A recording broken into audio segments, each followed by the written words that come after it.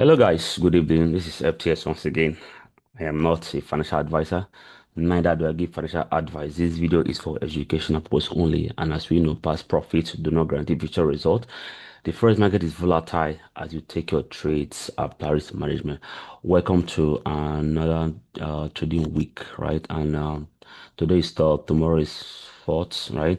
So this is the economic activities for the week, right? So investors' attention will remain focused on President Trump's trade war following the announcement of sweeping tariffs on August 1st. Meanwhile, the earnings season continues in full swing with key reports due from Palantir Technologies, Walt Disney, AMD, Amgen, McDonald's, right? In the US, important economic data releases include ISM service PMI, trade balance, factory order, and parliamentary estimate of second quarter productivity and labor costs, right? There globally, monetary policy decisions are expected from Bank of England, RBI, Mexico Central Bank. Other key data include trade and inflation from China, retail sales and producer price for the euro area or eurozone per se, factory orders, industrial production, and trade figures for Germany, trades and PMI for Australia, for Australia, trade and employment for Canada, inflation for Mexico, right? So these are the core activities we have for the week, right? So let's just head to the economic calendar before I would start analyzing the market, right? So tomorrow will be Monday, August 4th, right? Yeah, so mainly we have holidays for GBP, UK bank holiday, Canada civil holidays, right? Yeah, so there will be no much activities for UK and Canada, right? But the dollar, there will still be activities, right? So that's it. On Tuesday, we have the S&P Global Services, right? S&P manufacturing, non-manufacturing PMI, SM, ISM non-manufacturing price, right? Then on Wednesday, we have crude oil inventory, 10 years note. Then on Thursday, Bank of England rate decision meeting and initial jobless claim. Then that Thursday as well, 30-year bond auction, right? So these are the main activities for the week, right? So we have, though there's no much this week per se, but the activities for the week is going to be Thursday, Tuesdays, and Thursday. So that's it, right? So let's head back. Let's head back. Right. I want to show us something on dollar, right? So we're going to do the weekly activity, the weekly market reviews, right, on the buyers for the dollar and every other pair in the market, so that we know how to trade the market. All right. So on Fridays we have the NAP, right? So and we saw the outcome of the NFP report, right? Yeah, the outcome of the NFP report says non-farm report, 73,000 jobs were added, right? And it was below market expectations, right? So market expectation was supposed to be at least 100,000 jobs were supposed to be added, right? And what the actual figure that came out was 73,000, right? So which is significantly low, right? And the revision is that May and June has reduced by 258,000, right? The unemployment rate that's till Friday was still low, right? So the unemployment rate increased, right? Yeah, from 4% to 4.2%, right? Then wage growth year on year was barely 3.9%, right? Yeah. Then how did the market react to that, right? So this is where I'm coming to, right? Dollar softened, right? Dollar softened initially due to low rate expectation due to market expectations, right? So we saw the NFA last week. It was running blood, right? So the dollar fell, right? There, 10 years treasury yield fell by 4.2%, right? The 10 year bond yield, right? SRP, SRP, SRP and then Nasdaq 100, right? Yes, they also read they also fell as well, right? So I want to take us back to this chart and show us figures and facts about all of this, right? So in all of that, what I've said so far is that the dollar is going to be bearish in the short term, right? Yeah, dollar is going to be bearish, right? So I'm going to take us to this. So this is our 10 years bond yield, right? So we saw that 10 years bond yield fell by 4.2%, right? When I was doing my analysis on gold, I said something about the 10 years bond yield in as it relates to gold, right? I said when the bond market is strong, it shows that what the dollar will likely get strength, right? I mean, the dollar is also strong, and which will make the gold to fall or to crash or to plummet, right? But when the bond market's data that came out of the bond market is low, is okay when the bond market falls, it means we should have a bullish gold, right? And here we have the bond market on Fridays, and as the dollar index is crashing because of the low job output, right? Yeah, we saw that the bond market also fell. All right, so we saw that the bond market fell, right? Yeah, we saw that the bond market fell because of the dollar index, right? Yeah, so we saw the dollar was crashing, the bond market also crashed, and we also saw that gold also peaked massively because the bond markets and the dollar, right? They are positively correlated. Why the dollar and the gold, they are negatively correlated. That means they go in different direction. And I do tell us that we can buy gold only when we have I think at least a good retracement. And yeah, so we're expecting gold to rally because the output of that has shown that the dollar would likely be the would likely be bearish on the short term, right? The dollar will likely be bearish on the short term. So looking at the dollar index chart from daily time frame, yeah, so the dollar will likely be bearish on the short term. All right, so if we're about to enter this market, we'll likely look for, I think, a retracement a little bit. Yeah, we'll likely look for a retracement. Then I think we can the dollar, right? Yeah, we can short the dollar. We'll likely look for retracement. All right, a little bit into the zone into this zonal level, then we can likely short the dollar. So dollar will be bearish per se because of the outcome of the NFP. And as we all know, I also showed us from my trading community on Telegram that President Trump has fired the head of Labor Bureau Statistics, right? Trump said he's firing her because the results were fake, because she's trying to paint a bad picture about the job data, right? Yeah, so Trump had to fire her. And also Trump was previously pressuring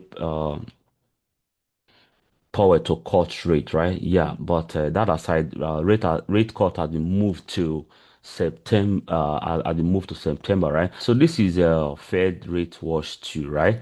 Yeah. So from what we saw the other time, right, before the NFP data, we saw that the probability of cutting rate was, I think, was 4.70%, while ease was 96%, right? Now the table has turned, right?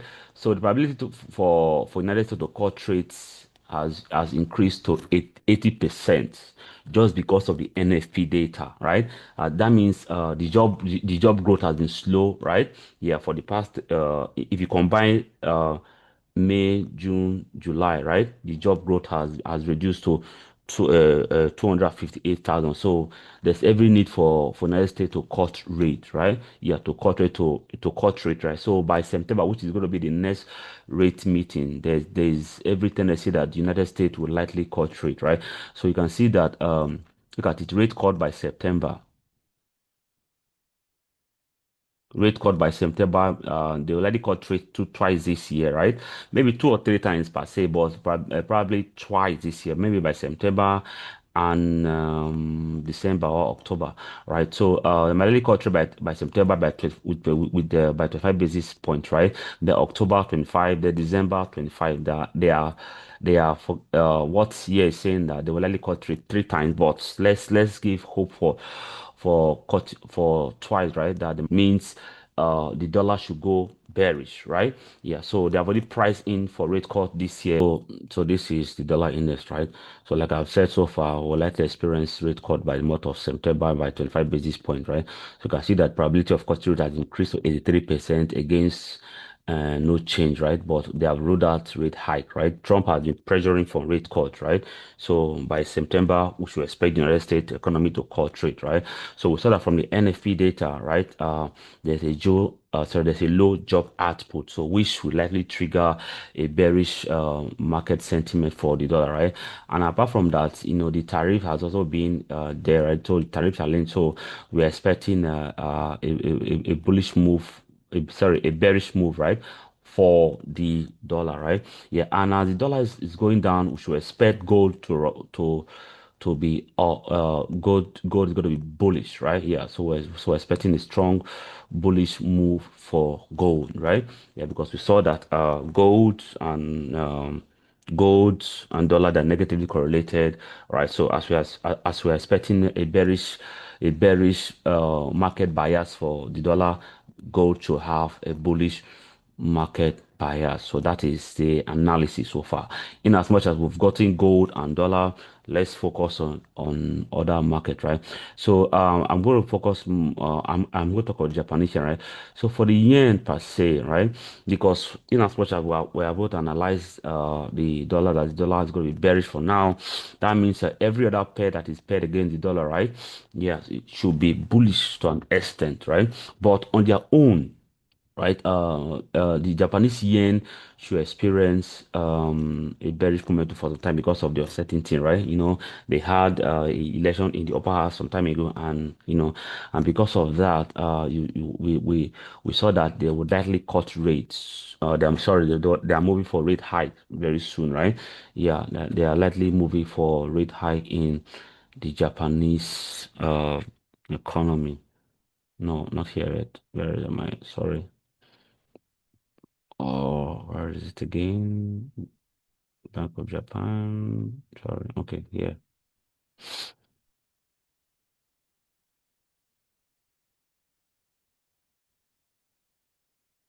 All right, so like I was saying, Bank of Japan, they're calling for a rate hike, right? So BOJ watchers bring forward next rate hike call after trade deal, right? So but right now, because of the certainty, I would likely say the yen should be negative for some time, right? But because of the dollar that is bearish, okay, so we might likely for the USJPY for the USDJPY is going to be bearish, right? Because of the dollar, right? So for me, I'll likely wait for a retracement a little bit before I will keep selling the dollar, right? Yeah. Then for the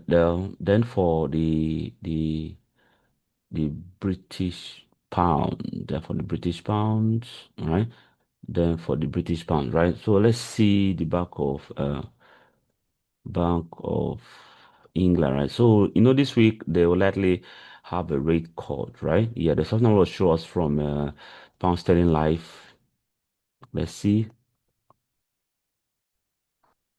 All right, so pound sterling dips after PMI report warns of increase in jobless, right? So we can see that the UK has high data for job loss, right? So the job loss for the UK has increased, right? So the UK economy lost momentum in July.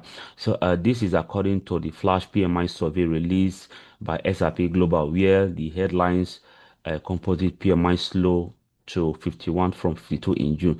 So this disappointed against an expectation for a more 51 print to be revealed. To be sure, anything above 50% represent expansion, right? That is the PMI service, right? But the hint of slowing momentum is reflected in the weaker pound sterling, right? So what is happening to UK right now is called what stagflation, where let me show something from here, right?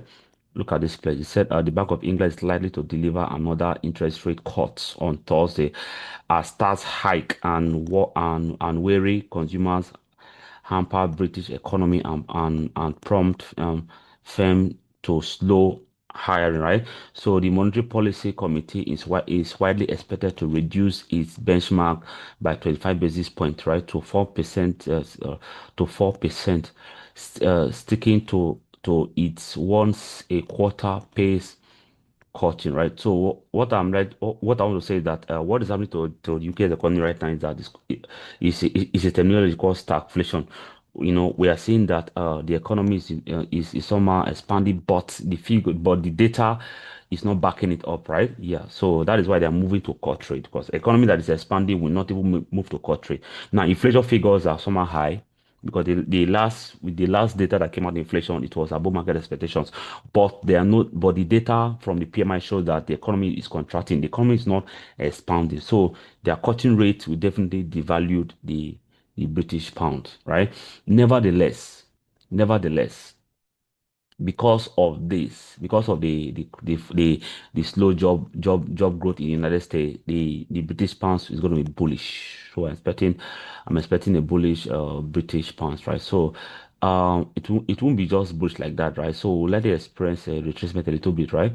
Yeah, let's retracement a little bit, then I think we can think of buying the GBP, right?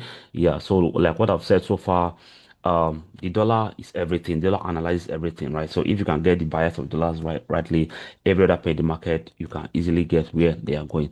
Right now, we are saying that the dollar is going to be bearish, right? Because of the NFP data that came out below market expectations, 73,000 jobs added against what market expectation of 100,000, right?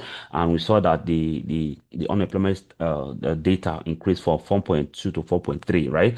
And we saw there's pressure on power to cut rate, and the probability of rate cut has increased to 80% after NFP, right? So we saw that, and if investors are pricing in for rate cut, it means the dollar should be what should be devalued, right? So investors, if so they're pricing in for rate cuts in month of September. That means what the dollar should be bearish, right? Because investors have already priced in for rate cut, right? So for me, gold is going to be bullish. NZD USA is going to be bullish as well. USCHF is going to be bearish. Yes, all dollar that are major pairs are going to be bearish. USD card also going to bearish. So for USD card, I think this is going to be a nice one, a retracement a little bit. Then we'll look for a push to the downside. While for the gold, I think a little bit retracement.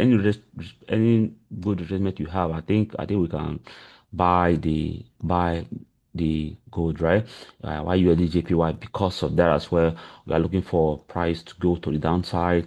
Euro dollar, yeah, euro dollar is a very good bullish move, right? Yeah, euro dollar is good. It's a very good bullish move. So let's just wait and see how price would likely move, right? So like I said so far, what you have to do is that since you understand that the market is going, the dollar is a bearish market sentiment or market bias, right?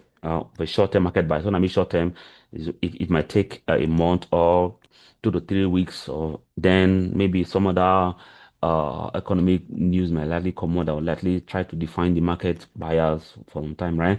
Yeah, but since we don't know what is happening already, we are saying a short-term market bearish market sentiment for the dollar, while every other pair against the dollar will be bullish, right? Yeah.